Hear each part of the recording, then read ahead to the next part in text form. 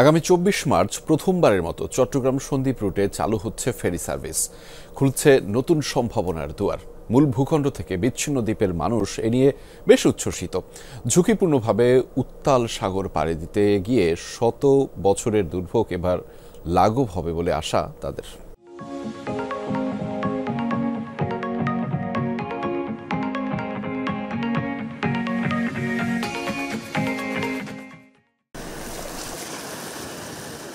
এ যেন এক নতুন যাত্রা, সন্দ্বীপের মানুষের জন্য স্বপ্ন পূরণের সন্ধিক্ষণ। কাদাপানি মারিয়ে যাত্রা, দুঃসহ অভিজ্ঞতা হতে চলেছে অতীত। কপোতাক্ষ নামের এই ফেরি খুলতে যাচ্ছে নতুন সম্ভাবনার দুয়ার।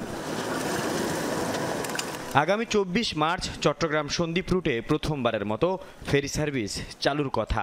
এরই মধ্যে ২ দফা সফল ট্রায়াল শেষ।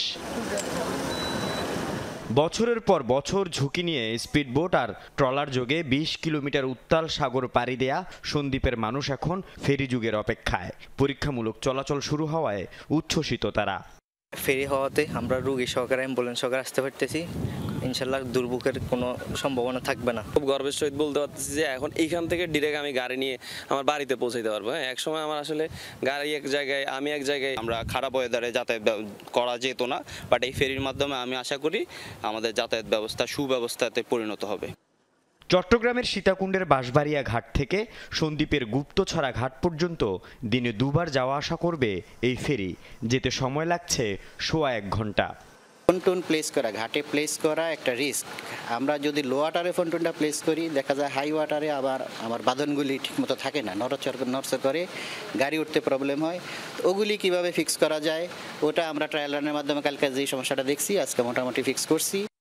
পারাপারে যাত্রী প্রতি ভাড়া ১০০ টাকা। ফেরিতে যানবাহন ধারণ ক্ষমতা ২৪টি, ক্যাটাগরি ভেদে ভাড়াও ভিন্ন। এরই মধ্যে বাঁশবাড়িয়া এবং গুপ্তছড়া এই ২ প্রান্তে ফেরিঘাট, সংযোগ সড়ক, পার্কিং সহ নানা অবকাঠামোগত উন্নয়ন কাজও প্রায় শেষ।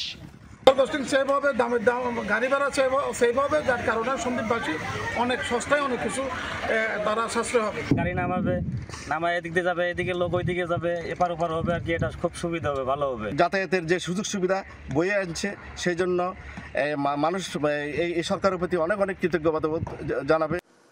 আপাতত কপোতাক্ষ চললেও পরে সমুদ্রের উত্তাল ঢেউয়ের মধ্যে চলাচলের উপযোগী বিশেষ ফেরি নামানোর পরিকল্পনা কর্তৃপক্ষের। ফেরি রেডি হচ্ছে, আমরা জানি টিসিতে কিছু ফেরি রেডি হচ্ছে সি ট্রাক টাইপের, যেটা ওগুলো চলার মতো। ওইগুলো চলে আসে না আসা পর্যন্ত এটা আসলে ওয়েদার দেখে অবস্থা বুঝেই তারপর চলাচল করবে। 8টি ফেরি রেডি হচ্ছে সি ট্রাক, যেগুলোতে এই বছরের শেষ নাগাদ পাওয়া যাবে। আল আমিন শিকদার, যমুনা নিউজ, চট্টগ্রাম।